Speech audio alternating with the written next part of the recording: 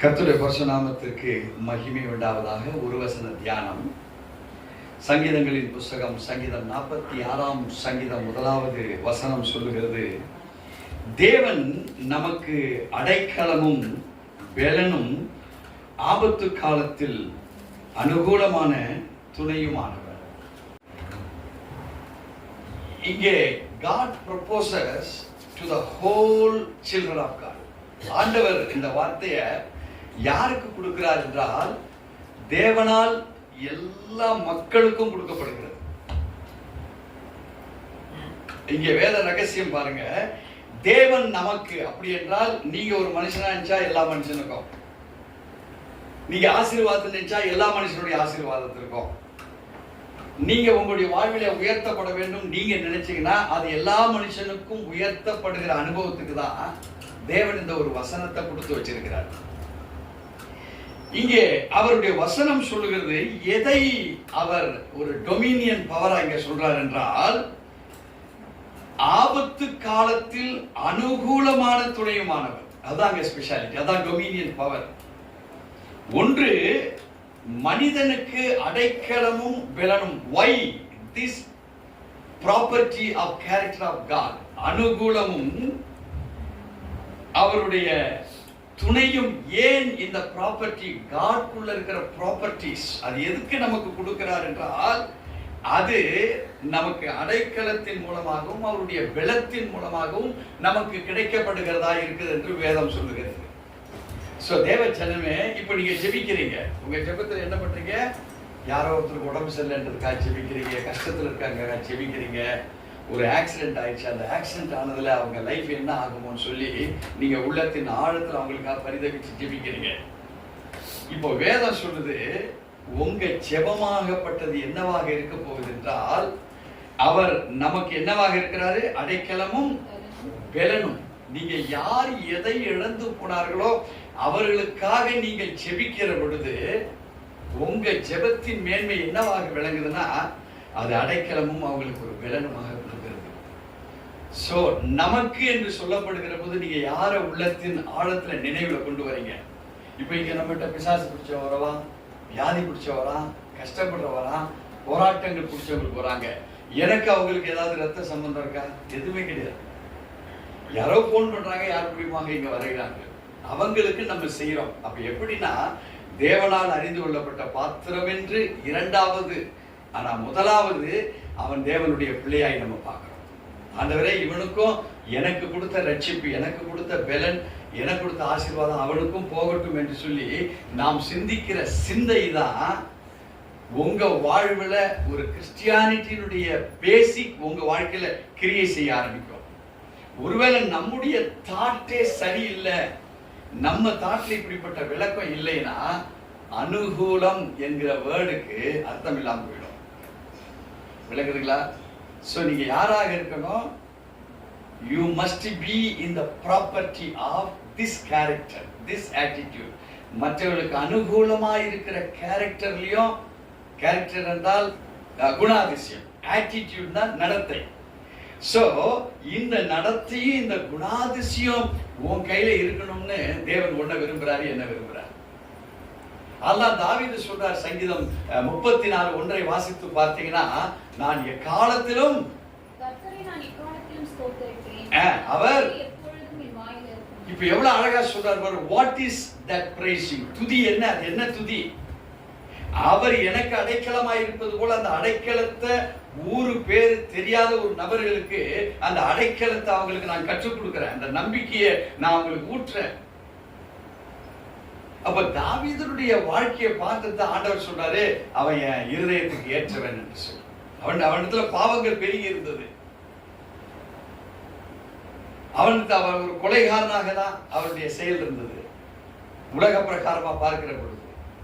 ஆனால் தேவனுடைய சமூகத்தில் அதுக்கப்புறம் அவனுடைய மனம் திரும்புதல், இதெல்லாம் என்ன ஆயிடுச்சுன்னு கேட்டீங்கன்னா, ஆண்டவரை என்ன விடுதலை செய்த தேவன், நான் மற்றவருடைய விடுதலைக்கு நான் பயன்படுகிறவனாய் இருக்கப்பட வேண்டும் என்கிற எண்ணம் தான் தாவீது சொன்னார். இப்படி கர்த்தரை நான் எக்காலத்திலும் ஸ்தோத்தரிப்பேன். எதை வைத்து சொன்னார்?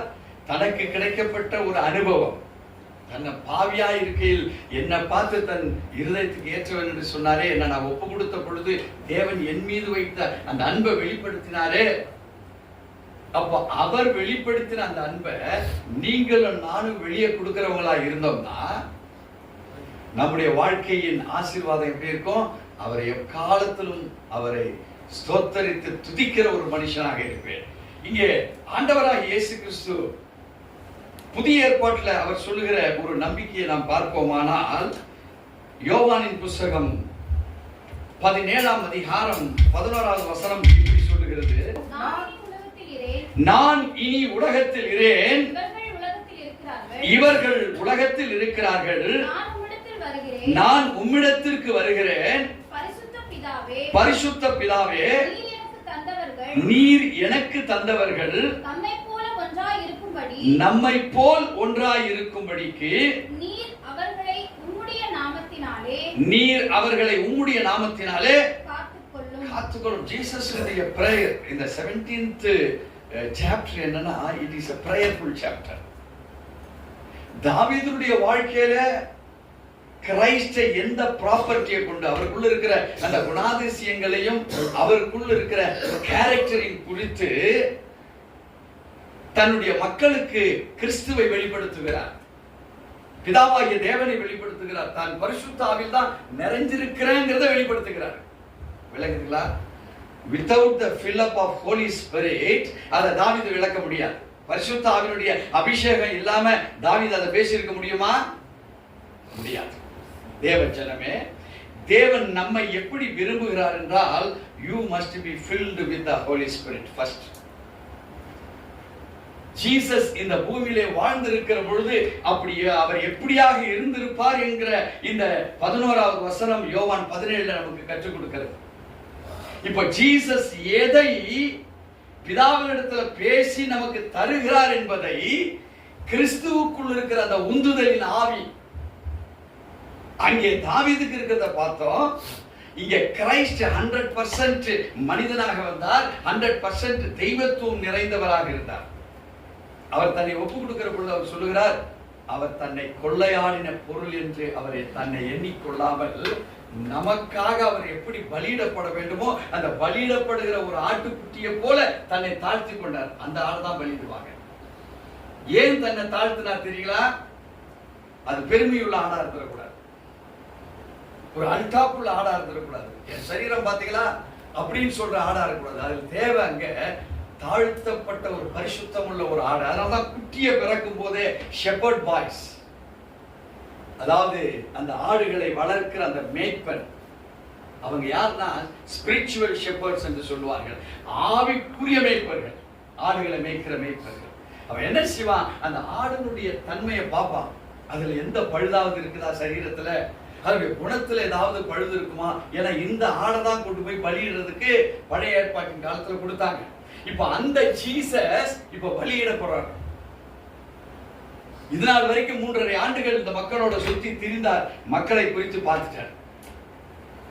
எப்படி 46 சங்கீதம் 1 வாசித்தோமோ அது மாதிரி இந்த மக்களை பார்த்துட்டு, மக்களுக்கு இப்போ நான் கிளம்பிட்டா வேற ஒருத்தர் வேணுமே. இப்போ மக்கள் என்ன பார்த்து நம்பிக்கையோட வந்துட்டாங்களே. இப்ப நீங்களும் நானும் இந்த 2026ஆம் வருஷத்துல அவர் மேல் நம்பிக்கை உள்ளவர்களாய் நம்ம வந்திருக்கிறோம். இப்ப இந்த வார்த்தையை நம்ம வாசித்தோம்னா, இதை நம்ம விசுவாசித்தோம்னா, இது வரைக்கும் அப்படிதான் இருந்திருக்கணும். நம்ம இன்னைக்கு வாசித்து தெரிஞ்சுக்கிறதுனால இந்த நொடி பொழுது உங்களை அவர் பாதுகாக்கிற தேவனா மாறுவார். எப்படி இங்க வேதம் சொல்லுது, நான் இனி உலகத்தில் இரேன். இது 2000 ஆண்டுகளுக்கு முன்பாக பேசுறேன். ஒருவேளை நம்முடைய வாழ்வில் நம்ம இன்னும் வெற்றி பெறலன்னா ஜீசஸ் சொன்ன வார்த்தையை பார்ப்போம். இவர்கள் உலகத்தில் இருக்கிறார்கள், நான் உம்மிடத்தில் வருகிறேன். இப்ப இவங்க உலகத்தில் இருக்கிறாங்க, இவங்களோட நான் இருந்தேன். ஆனா அப்பா, நான் மேல வர வேண்டிய நேரம் வந்துருச்சு, பலியிடப்பட வேண்டிய நேரம் வந்துருச்சு. ஆனா இவங்க விசுவாசிப்பாங்களா? எப்படி இவங்களை யார் காப்பாத்துவாங்களா? எப்படி பலியிட்டதுக்கு அப்புறம் பயந்து செதறி இவர்கள்லாம் ஓட போறாங்களான்னு எனக்கு தெரியல. இப்ப நம்முடைய வாழ்க்கையில எப்படி சிதறப்பட்டிருக்கோம்? பண கஷ்டத்தினால சிதறப்பட்டிருக்கோம், பிசாசின் பிடியினாலே சிதறப்பட்டிருக்கோம், வியாபாரங்கள் செழிக்கதால சிதறப்பட்டிருக்கோம், பிரச்சனைகளினாலே சிதறப்பட்டிருக்கிறோம், போராட்டங்களினாலே நாம் சிதறப்பட்டவர்களாக இருக்கிறோம். இப்ப ஜீசஸ் இதெல்லாம் உங்க வாழ்க்கையில என் வாழ்க்கையில என்ன பிரச்சனை இருக்குன்னு அவருக்கு நல்லா தெரியும். அவர் அப்பா கிட்ட சொல்றாரு, நான் உம்மிடத்தில் வருகிறேன், பரிசுத்த பிதாவே, நீர் எனக்கு தந்தவர்கள் நம்மை போல் ஒன்றாயிருக்கும்படி நீர் அவர்களை உம்முடைய நாமத்தினாலே காத்துக்கொள்ளும். ஆண்டாட்டு ஒரு பிளீடு வைக்கிறார், ஒரு விண்ணப்பத்தை வைக்கிறார். இப்ப இன்னைக்கு நீங்க ஒருவேளை தனிப்பட்ட ஒரு முறையில வாழ்க்கையில உதவி செய்ய யாரும் இல்லைன்னு நீங்க நினைச்சீங்கன்னா, நீங்க இப்படி உங்க குணத்தை மாத்திக்கொள்ளுங்க. உங்களுக்காக இயேசு பிதாவிடத்துல பேசி முடிச்சுட்டார். உங்க சால்வ் ஆகிற நேரம் வந்துருச்சு, பிரச்சனை தீர்க்கக்கூடிய நேரம் வந்துருச்சு. வசந்த வாசிருப்போம், ஆனா நம்ம கோர்த்து அவைகளை நாம் சிந்தித்து இருக்க மாட்டோம். அது ஊழியங்களா இருக்கலாம், பினான்சியல் செக்ஷனா இருக்கலாம், இல்ல பாவம் நம்முடைய வாழ்க்கையில நம்மளை போட்டு அழுத்தி கொண்டிருக்கிற சூழ்நிலைகளை எதை பத்தி நீங்க கவலைப்படாதீங்க. அப்பா கிட்ட ஜீசஸ் பேசியிருக்காரு, என்ன நீங்க உங்களுடைய நாமத்தினாலே இவர்களை காத்துக்கொள்ளும். இப்போ பதில் வருது. என்ன பதில் வருதுன்னா, நான் அவர்களுடைய கூட 12வது வசனத்துல உலகத்தில் இருக்கையில். ஜீசஸ் சொல்றாரு, ஒரு நிகழ்வை அப்பா கிட்ட சொல்றாரு, அப்பா நான் இந்த ஜனங்களோட உலகத்துல இருந்தேன் இல்லைங்களா?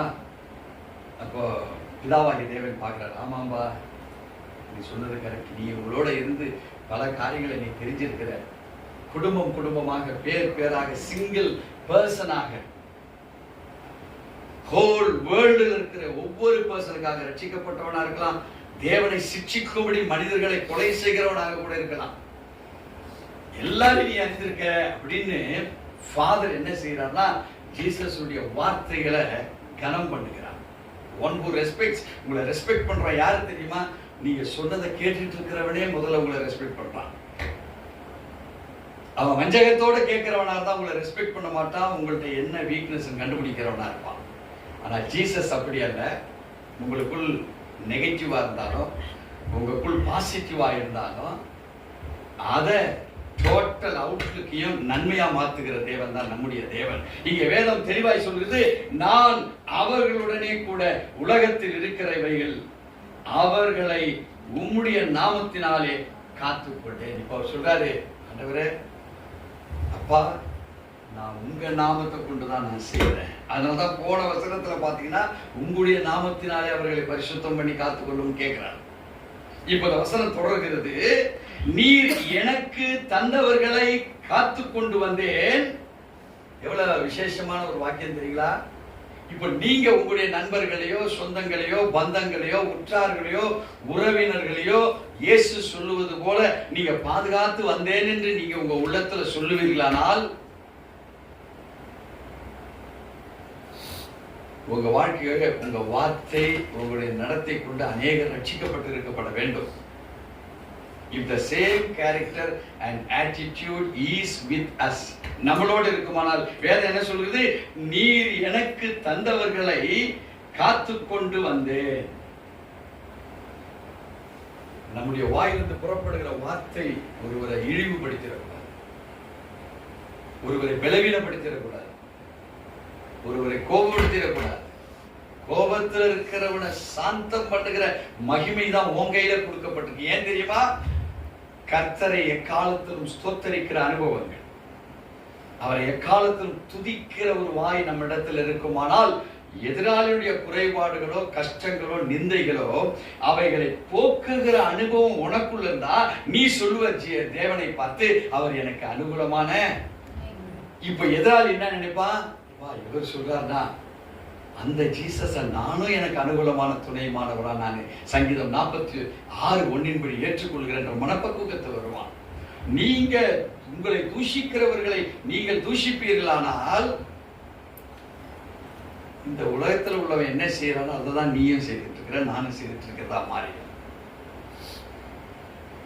இப்போ ஒரு பகிரங்கமான பிரேயரை ஜீசஸ் அப்பா இடத்துல, நம்ம ஆலயத்துக்கு வரோம், நம்ம அது போல இல்லைன்னா, இந்த பிரேயர் படி இல்லைன்னா அப்பா விட்டுறாதீங்க இவங்களை.